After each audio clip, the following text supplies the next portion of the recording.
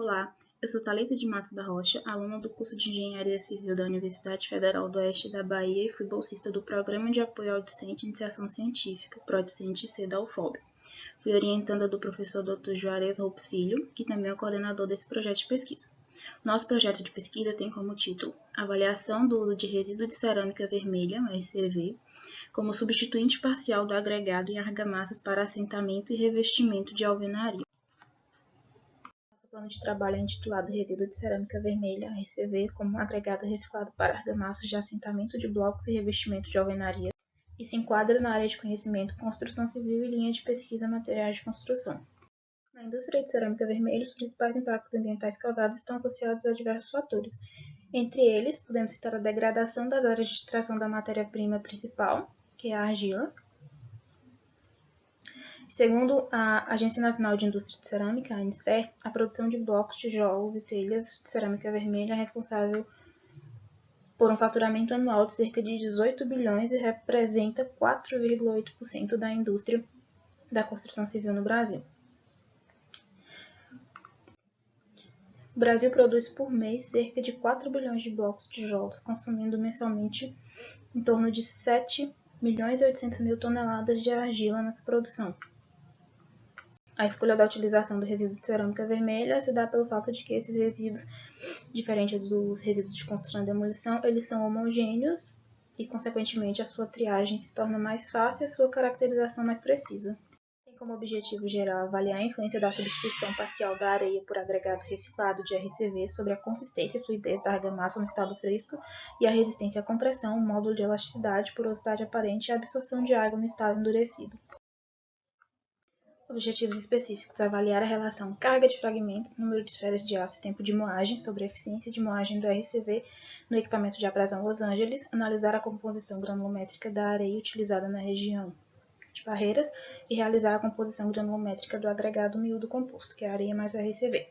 Avaliar os efeitos da presença do agregado reciclado nas propriedades da argamassa no estado fresco e no estado endurecido, avaliar a evolução da resistência à compressão e da porosidade, determinar o módulo de elasticidade e absorção de água nas argamassas.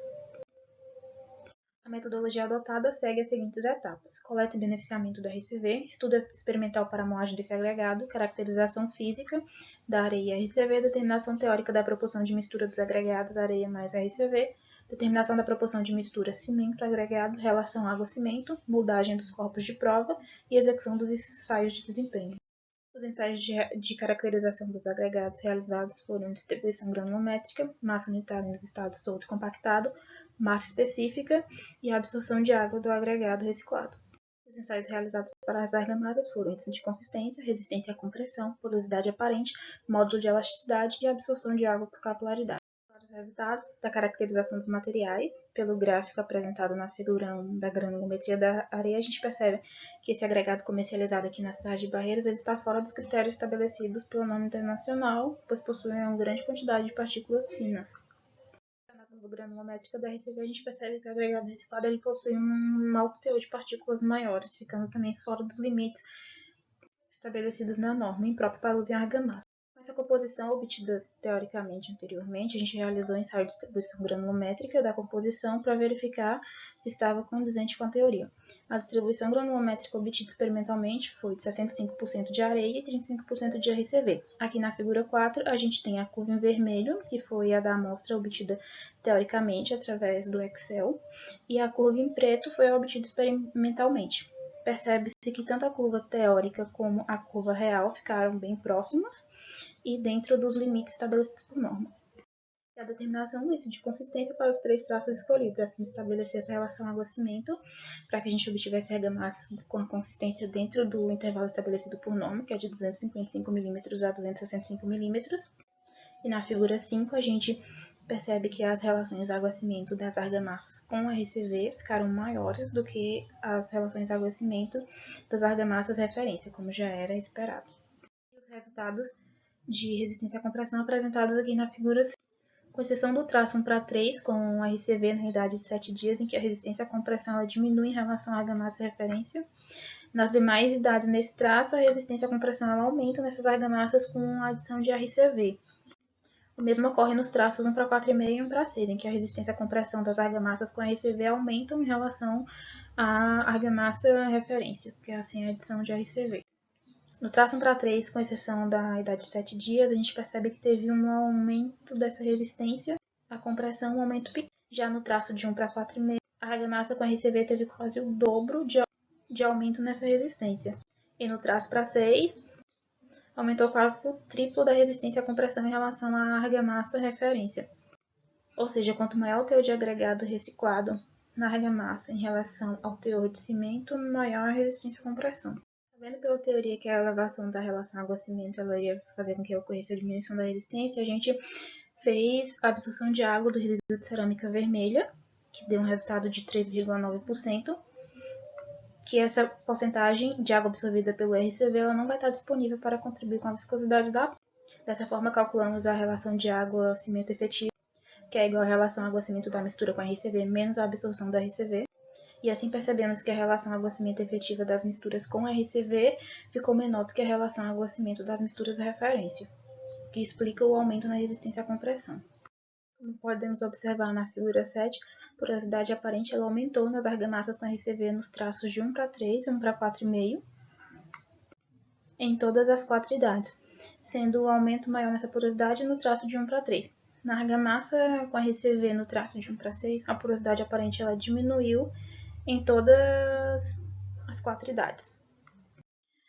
A figura 8 ela apresenta os resultados do coeficiente de capilaridade das argamassas, tanto a referência quanto a RCV, foi determinada a partir do ensaio de absorção capilar de água, com exceção do traço 1 para 3 aos 28 dias, em que o coeficiente de capilaridade da argamassa com RCV aumentou em relação à argamassa referência. Nas demais idades, o coeficiente de capilaridade diminuiu em relação às argamassas referência. O módulo de elasticidade ele retrata a relação entre a variação da tensão e da deformação. Os resultados do módulo de elasticidade das argamassas aos 28 e 91 dias estão apresentados aí na figura 9. E com exceção do traço 1 para 3 aos 28 dias, o módulo de elasticidade ele aumenta nas argamassas com RCV em relação às argamassas referência, e vai diminuindo quanto maior o teor de agregado nessa mistura.